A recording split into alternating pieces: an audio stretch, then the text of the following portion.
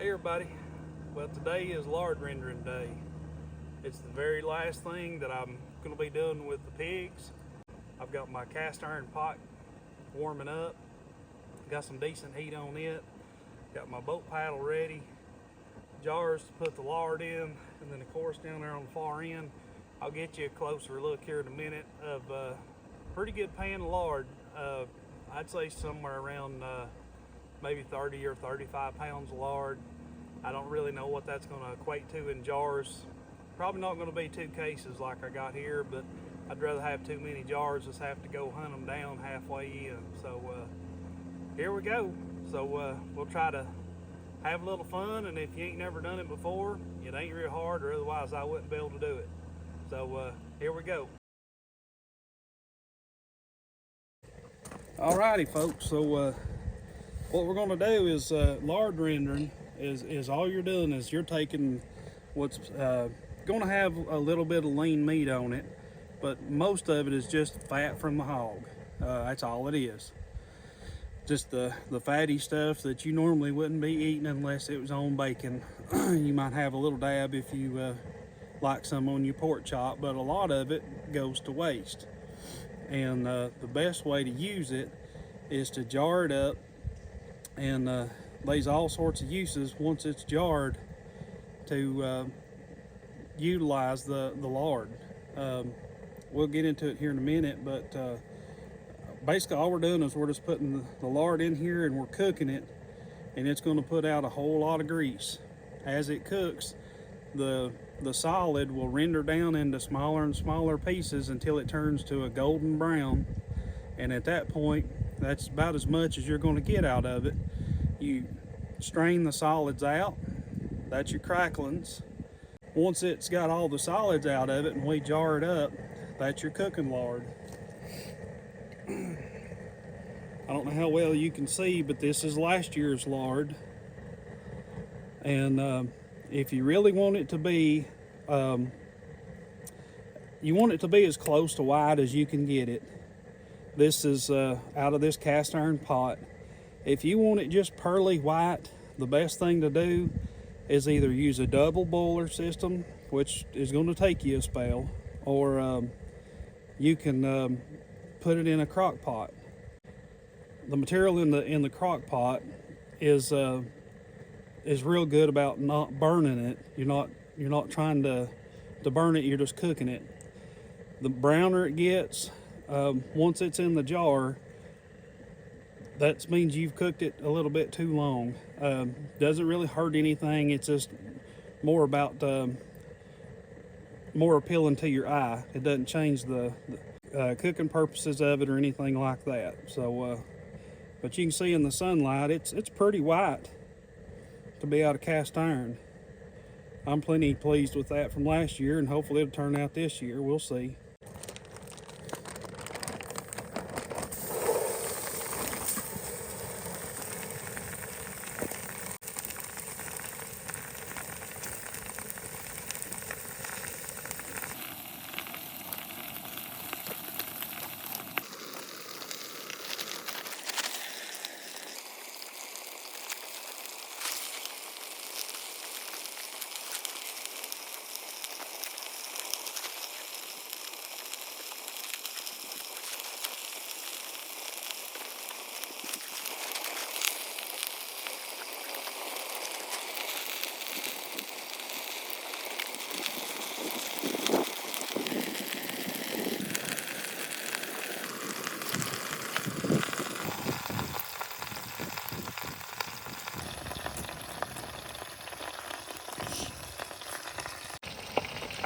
It's going to make a lot of grease. That's what we're after. And the solids will just keep getting smaller and smaller. So even though this pot's real full right now, it'll take a little while, but it's just going to slowly render down to more of a liquid than a solid. And it's just going to be time to start using that boat paddle.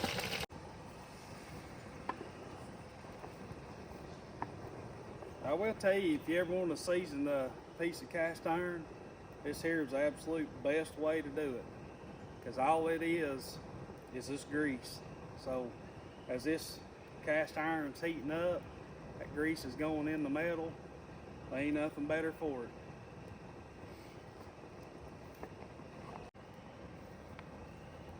Yeah, to me, this is just, I mean, it really smells just like bacon. So, I'm starving to buy in 3 different counties right now. I'm waiting on them to be headed my way here for long.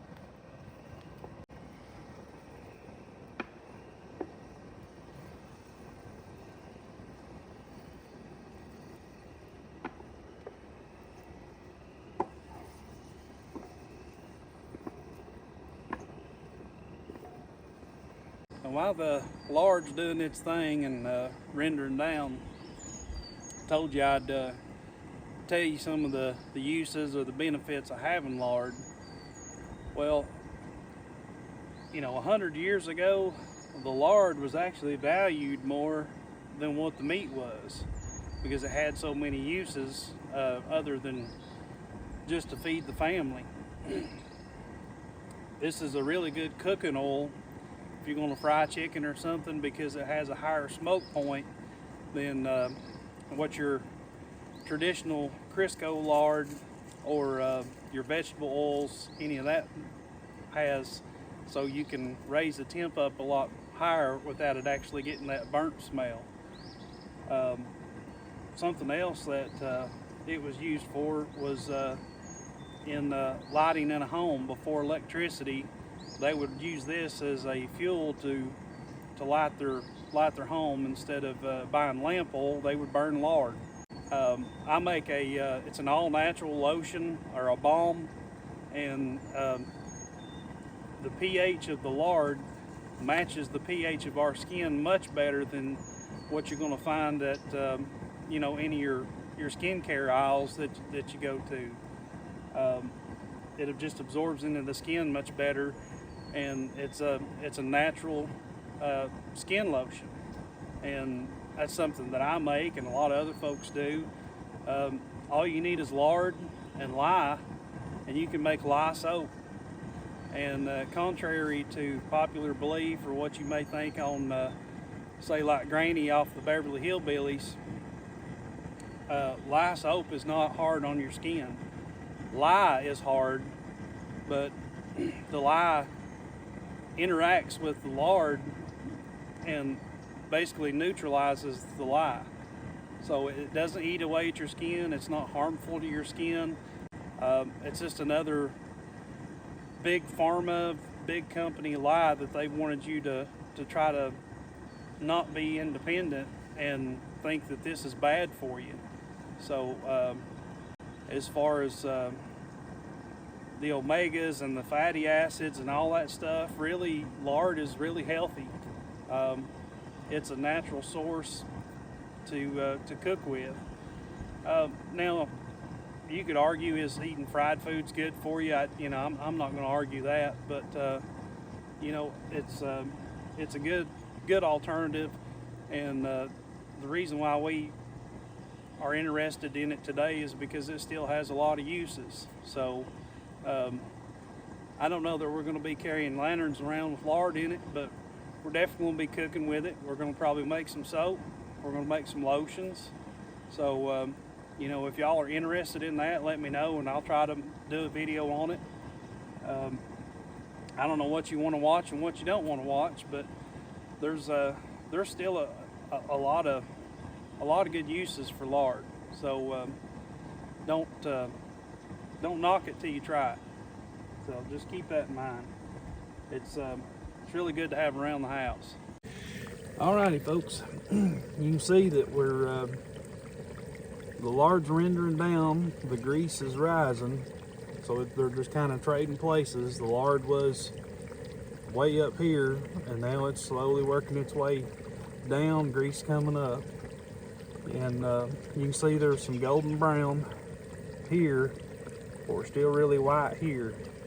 So this is more than likely thinner over this direction. But this is what we're after. It's just gotta keep on doing its thing. And I'll just tell you, make sure that you pick a day that you ain't got nowhere to be and nothing to do, because this takes a good while. This is taking a little bit longer than I had planned, but that's perfectly fine. I want to make sure that I got a low boil. I mean, you can see the bubbles here. It's I'm not in any big rush. I'm not looking to burn this. So we'll just let it do its thing, take its time. All right, everybody. So here's the final product. You see it's not quite solidified yet. There's still some grease up top, but it is turning a nice white color on the bottom. So as this, it'll get a little bit quicker if you refrigerate this, but it will solidify if you leave it out. Once the lids have sealed, you should be good. It's just like canning anything else. Obviously this is going to be hot when you're putting it in, so just use caution. So as far as the process that I didn't get to show you because I ended up running out of some daylight, I used a strainer to get the cracklings out, the solid pieces, and then what's left is your grease. I used a funnel and a ladle to get it into the jars. If you want to take it a step further and use a coffee filter just to ensure that you're getting all the impurities out of it, just the small particles, you can use a coffee filter if you so choose. My recommendation, if you do go that route, is to use a filter for every single jar, you know, a fresh filter for every single jar.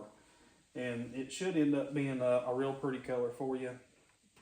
So 9.5 quarts out of a 420-pound pig, roughly. So we didn't do too bad. I think I've got some interest in some folks wanting to get a jar or two for their household, and then we'll probably use some for cooking, of course. And if you guys are interested in it, then I'll probably do a soap video and a lotion video if it's something that you're interested in. Be sure and let me know in the comment section of YouTube, and that way I'll know kind of what you're wanting to see next. So that's more or less it.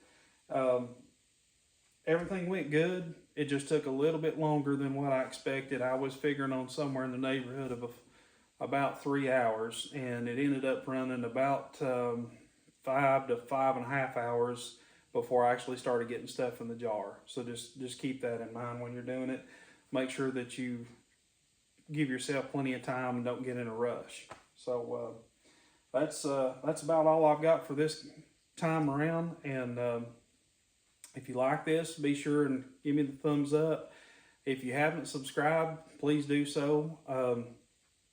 Let me know something in the comments if I've done something wrong, or you know an easier way than I do, because I love making things easier on me.